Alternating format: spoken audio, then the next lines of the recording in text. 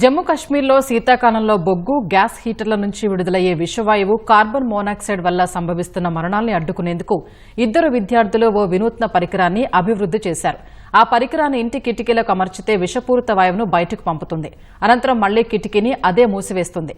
తాము రూపొందించిన పరికరం అందుబాటులోకి వస్తే జమ్మూ కశ్మీర్లో వందలాది మంది ప్రాణాల్ని కాపాడుతుందని ఆ ఇద్దరు విద్యార్థులు విశ్వసిస్తున్నారు.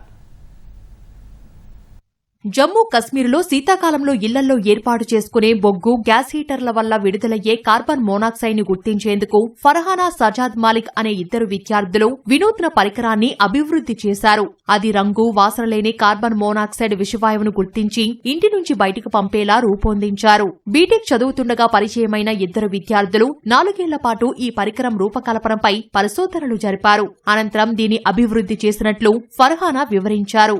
During my bachelor's degree, BTech degree, I worked on number of projects.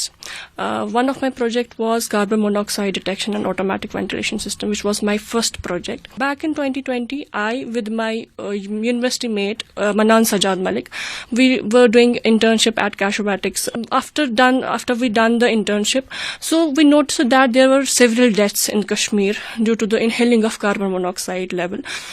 So we noticed these things and we come up with the solution, that is our device carbon monoxide detection and automatic ventilation system, which not only detects the carbon monoxide but ventilates the carbon monoxide throughout the window. శీతాకాలంలో ఇళ్లలో ఏర్పాటు చేసుకునే బొగ్గు gas హీటర్ల వల్ల విడుదలయ్యే carbon monoxide ను ఈ పరికరం గుర్తిస్తుందని ఫర్హానా చెప్పారు. ఈ పరికరాన్ని 2 భాగాలుగా ఆమె పేర్కొన్నారు. అందులో ఓ వైపు ట్రాన్స్మిటర్, ఇంకోవైపు రిసీవర్ ఉంటుందన్నారు. ట్రాన్స్మిటర్ ను ప్లగ్ చేసి రిసీవర్ భాగాన్ని ఇంటిలోని కిటికీలకు అమర్చాలని చెప్పారు.